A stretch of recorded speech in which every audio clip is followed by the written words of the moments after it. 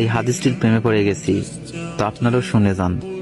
আপনি যখন নিজের ঘরে নীরবে কান্না করবেন, আল্লাহ তখন ফেরেশতাদের উদ্দেশ্য করে বলেন, কোন জিনিস আমার এই বান্দার চোখে পানি আনলো?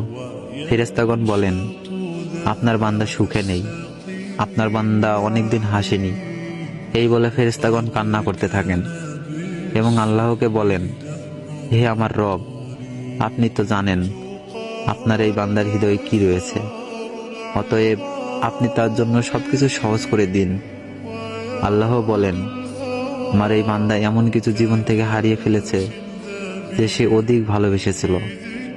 অতএব আল্লাহ বলেন, আমি শপথ করছি, আমার বান্দা যা তার জীবন থেকে হারিয়েছে তার চেয়ে উত্তম জিনিস আমি তাকে এনে দিব, যা দেখে দুনিয়া ও আখিরাতে সবাই বিস্মিত হবে।